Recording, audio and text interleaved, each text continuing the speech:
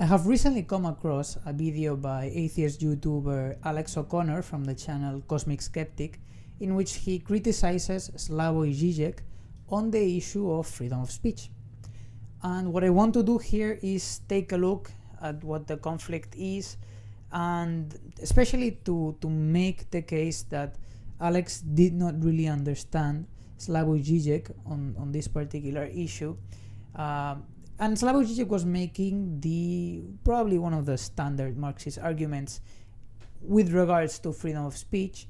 So I think it is very important that the Marxist position is understood, especially by the atheist community who has so often ignored this. And since Alex has attempted to criticize it, I think it is a good chance to have this sort of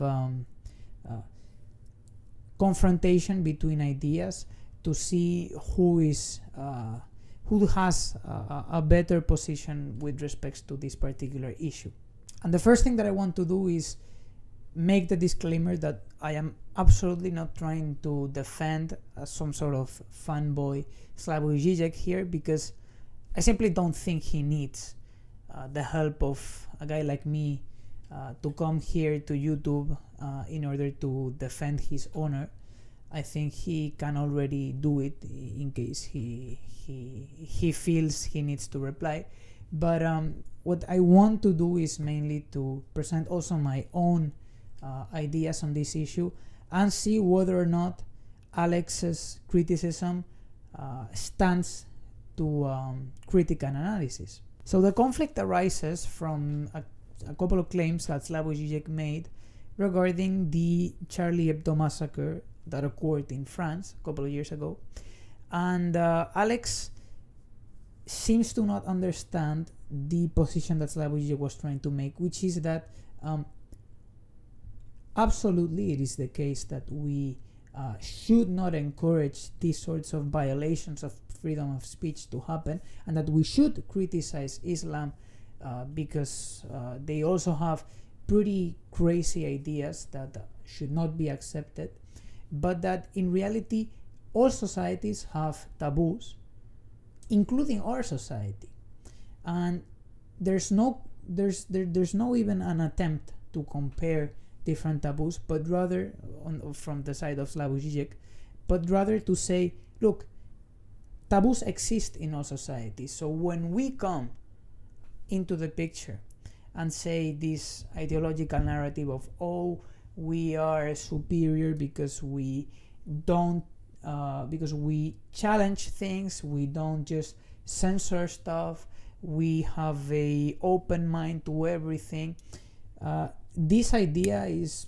part of the ideological structure that does not represent the actual ethical life that prevails in our society today. And this critique of ideology was really not understood, which is why, for example, when Slavoj Zizek makes this argument about all societies having taboos, he just says the following. Look, you can't just wave your arms and speak quixotically about what is perhaps the most important feature of European Enlightenment philosophy, the idea that no topic is beyond the right of any person to mock and criticize, in order to make it sound like a silly idea. And the fact that Alex has to bring the Enlightenment philosophy and the values of modernism in order to criticize the simple position of, look, we all have taboos, so let's focus as well on our taboos in order to understand where our biases might be. The fact that he has to bring this Enlightenment philosophy thing into the picture completely misses out the key and proves that he was not understanding this, because he seems to think that Slavoj Žižek was, in a sense, ridiculing the notion of freedom of speech, which is something that he's absolutely not doing. And I don't even know where he could have gotten this idea from, because there's not even he's not even attempting to make that argument. And so it does not matter what Kant or Hume had to say about freedom of speech, since that's completely besides the point. What matters is our actual ethical life in the 21st century in the West regarding the issue of freedom of speech. And the truth about it is that we do in fact have topics that we don't talk about, that we try to exclude from daily conversation. And the fact that we have in fact some topics that are excluded from daily conversation is something that can be a sign of progress, since, for example, if we exclude those sorts of narratives that try to prevent us from reaching, for example, equality amongst men and women, those sorts of narrative, for example, rape apology. The fact that in the West, rape apology has become a lot more taboo than it was in the past and that it is in other societies means that we have made some progress. And this is what we should embrace. First, the fact that there are taboos, and second, the fact that we can bring about material conditions such that some taboos signify, prove the fact that we are more advanced in certain topics, in certain social issues. And by saying this, I am not making the case that freedom of speech is not something valuable, is not something that we should strive for, since I do believe that freedom of speech is very important and it should be a central figure of a just and well organized society. However, sometimes in order to have freedom of speech, we need to have freedom from certain kinds of speech. And I know that you, Alex O'Connor, understand this because I have seen you make this argument with respect to religion, and I have seen you understand that in order to have freedom of religion, which is something that we should also strive for, we also have to have freedom from religion, freedom from certain kinds of religion. So when we say that certain topics should in fact be taboo to some extent, maybe not entirely, but to some extent, depending on the material conditions, it's not the same, for example, to be a rape apologist today than it was at a time where rape was far more common than today. So we should look at these things based on the specific spatiotemporal circumstances in which they occur, and we should try to prevent freedom of speech in certain areas. Sometimes yes, sometimes no. But I'm trying to make this absolute. We should always defend freedom of speech. I would die for you to speak whatever you want to speak.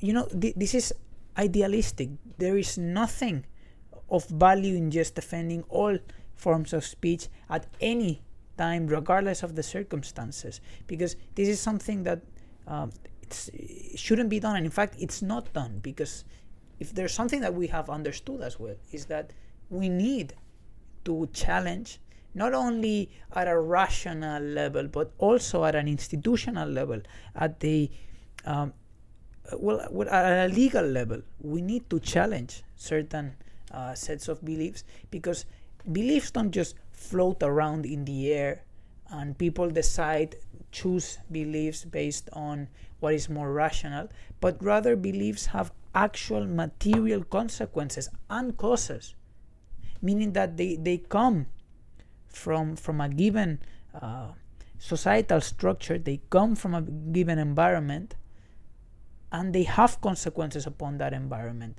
And for example, I don't think that you agree that ISIS should exert to their full potential freedom of speech today, especially in let's take the West, where we have experienced terrorist attacks from this group, and I'm pretty sure that you don't agree with ISIS exerting fully their freedom of speech. So then why should we? The reason is, why should we give freedom of speech to a group that is going to use it in order to have negative material consequences in our lives, in our society? Why should we do this? And this is the main idea here, which is that the one that is ended up being dogmatic is not the Marxist is not Slavoj Žižek, is not someone that defends this dialectical materialistic notion of ideas not just existing somewhere in the sky, but rather actually being a product of society, of the material basis of society. The one that is dogmatic is the one that is defending an abstract principle of freedom of speech regardless of the consequences. And this is what I'm trying to challenge here. This notion that we create our own based on what we freely decide. We create our beliefs and we can voice them whenever we want. We don't. It's a fact that we don't. So when you say that the fact that some taboos exist doesn't mean that these taboos should exist, if by that you're trying to say that you're criticizing the Marxist position on freedom of speech or Slavoj Žižek's position on freedom of speech, that you are not, because we agree on the fact that these taboos exist doesn't mean that they should exist, but that sometimes when these taboos exist, it signifies progress, and it can be beneficial for society to have certain taboos. Sometimes it can be detrimental. We also make this case, and in fact we want to make this case in order to criticize some of the taboos that prevail in capitalist societies. And if there are certain unmentionable topics, then who gets the authority to decide upon them? You? Me? No. No single individual gets to decide what society accepts as a taboo. However, we can in fact say which taboos can or cannot be better based on notions of morality that defend freedom, that defend equality, that defend well-being. So we agree pretty much on the basis of morality, that we should pursue freedom, that we should pursue well-being. And if we agree on these, let's say, axioms of morality, then we can in fact say that some taboos promote to a further degree well-being than others. And so we can in fact determine which taboos are better, but in fact a single individual doesn't do this. When it comes to society, it tends to be society as a whole that determines which taboos prevail. And it doesn't do that freely, because societies are constrained by their material circumstances, right? As are individuals. So in reality, it's not a decision that someone makes or that a society makes consciously. It is something that emanates from a given set of material circumstances. And this is something I'm going to repeat later on in the video in order to make the point more clear. Nobody gets to decide what I'm allowed to say but myself. I value deeply my own ability to judge the statements I make and not to predicate them on permissible social convention. And so here is the crucial moment in his argumentation. And even though it might seem very nice and very good in theory that you are the sole determinant of your own beliefs, of what you voice, the reality and the consequences of human expression and its causes are far more complex. First of all, as we have already mentioned before, it is not the case that in this day and age you can voice whichever opinion you please at whichever time you please, because there's laws prohibiting it, and there is social condemnation to those things. And the fact that we do this with respect to topics like rape apology, for example, means that we have overcome certain barriers that we had in the past, and that today we're able to defend in this sort of material, even legal stance, for example, equality between men and women to a further degree than we did before, is a sign of progress. And secondly, even if it were the case that there were no laws prohibiting you from exerting to your full capability your freedom of speech, it would still not be the case that you are the sole determinant of your speech, and that you can speak anything that you want, because even within your own deterministic notion of the world, which you used to criticize the notion of free will, it is the case that our beliefs, our actions are determined by forces that are outside of us sometimes, and that in fact we don't really have this sort of voluntary will that is unconstrained and that we can exert it with full freedom. This is absolutely not the case, and even within your own framework this is not the case. So you're in a sense assuming freedom, you're in a sense assuming free will in order to defend your freedom of speech. So if in the end our actions, beliefs, and our speech is determined by the environment in which we live in and by the historical circumstances in which we find ourselves at, then the lesson that Marxists have taken from this is that what we need to do in order to bring about moral improvement is not so much to preach, it's not so much to just go around convincing people, because it is inefficient. It just doesn't work, and this is something that atheists already know, because they have confronted many times religious extremists who, no matter what level of rational argumentation you present, they're still going to believe what they believe. And the problem of this is that there's deeper material causes of this, and the lesson that we have extracted from it is that in order to bring about moral improvement, we need to change the material circumstances that make people behave the way in which they do now. We need to change the path in which our society is developing in order to bring about the kind of society that we want.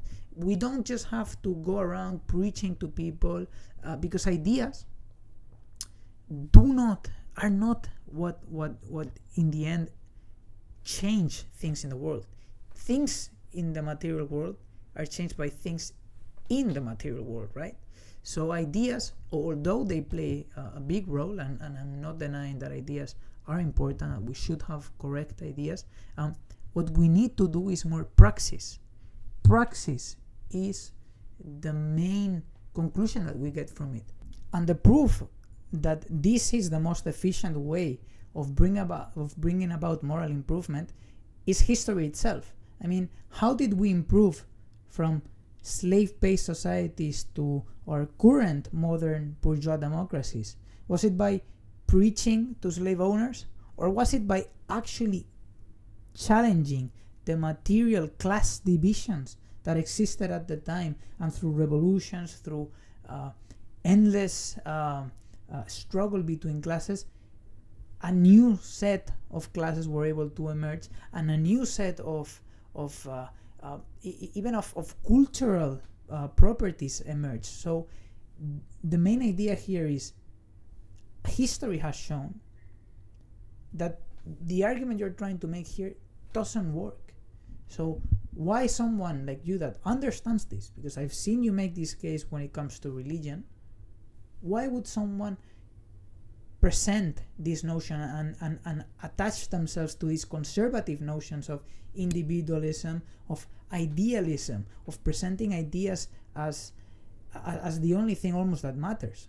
The answer to this lies on the fact that in reality, this new atheist movement, although seemingly radical, is in fact conservative, because it accepts these conservative ideological tenets of individualism, of idealism, that prevail in bourgeois societies. It cannot go beyond, similarly to classical utilitarianism, it cannot go beyond this simplistic criticism of the forces that were inherited from past societies, this religious extremism, etc. It can only be critical of those past things, but it cannot be critical of the actual forces, that the contradictions in our current society, because it doesn't have radical notions of the individual, of society, that Marxism actually has in its methodology.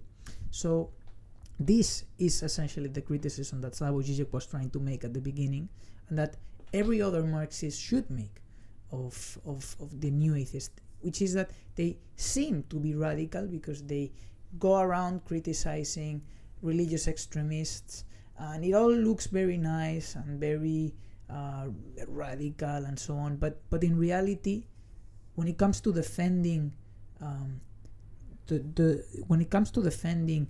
true material changes in the way that society is structured, they end up not being as radical as we might have thought at the beginning, because they don't end up challenging class division, these contradictions existing in our society, that they just simply don't have a methodology to analyze and to be critical of.